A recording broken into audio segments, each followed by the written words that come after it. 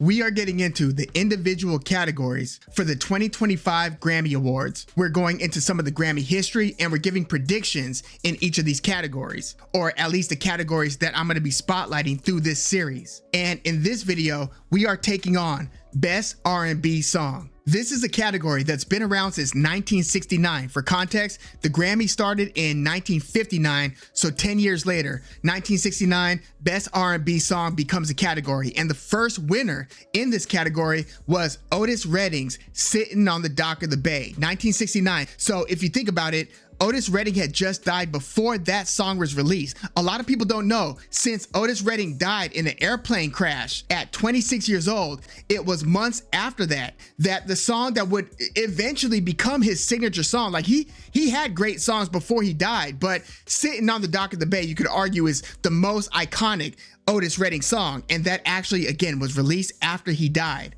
And that song was the first winner of Best R&B Song, 1969. Now, the most wins in this category goes to Beyonce with 5 wins, and second place is a 4-way tie between Stevie Wonder, Bill Withers, who first won it. I think he won the 4th year of this award's existence. He won it with Ain't No Sunshine, then he won it like a decade later with Just the Two of Us, with him and Grover Washington on the sax, but he won it with those 2 songs. And then interestingly, years after he released the song Lean on Me, this group Club Nouveau made a remix of the song. They covered the song basically with a different beat, like a go-go style beat, and they ended up winning the Grammy for Best R&B Song. So Bill Withers, as the writer of the song, gets credited with that win. So yeah, he's a part of that 4-way tie for second place with 3 awards, along with Alicia Keys and Babyface. The most nominations in this category is Babyface by far. It's crazy. He's got 14 nominations in this category. If you look at his track record, he was dominant, absolutely dominant between the late 80s through the 90s and into the 2000s. So he's got the most nominations with 14. In fact, he got another win last year. So we got a nomination and a win last year because SZA, who's also nominated this year, won it last year with the song Snooze, which was written by Babyface. So that's how dominant his career's been. In 2024, he won a Best R&B Song Grammy for writing SZA's Snooze. So yeah, Babyface #1 in nominations with 14,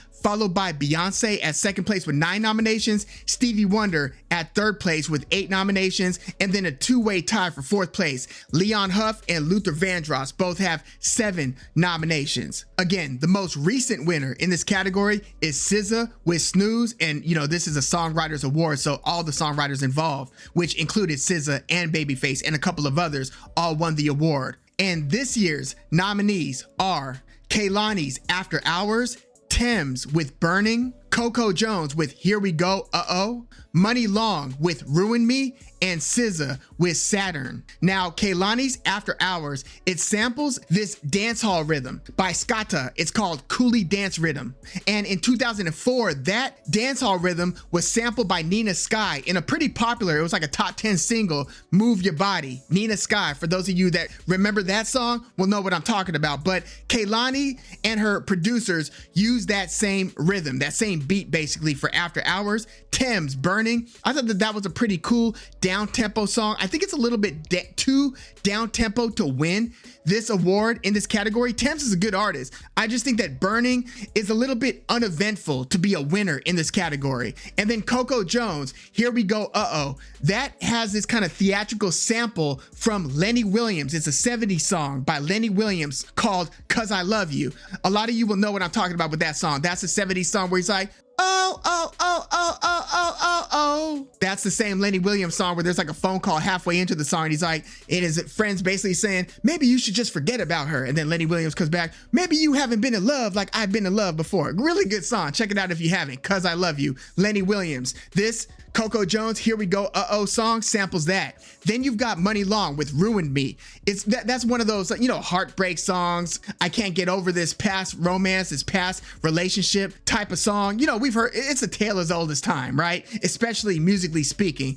I do like the song, and it's got a pretty powerful sounding chorus. So there's that one. And then there's SZA with Saturn. Now, this song was released like early 2024. I'm talking like February 2024. It wasn't until the end of that same year that SZA put that Saturn song on an album. So it eventually became included on that Lana SOS Deluxe, the extended re-release. Saturn, which came almost a year before that Lana extension drop, ended up featuring on Lana. So it was kind of sandwiched between SOS and Lana.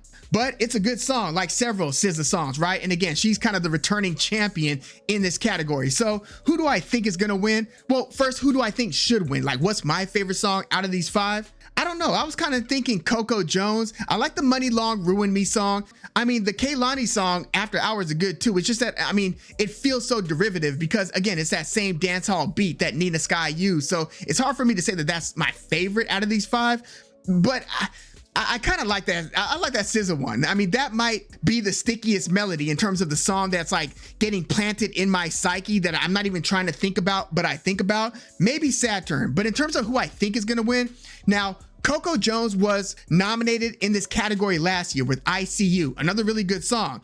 But again, SZA won this award. Would they award SZA 2 years in a row in this category?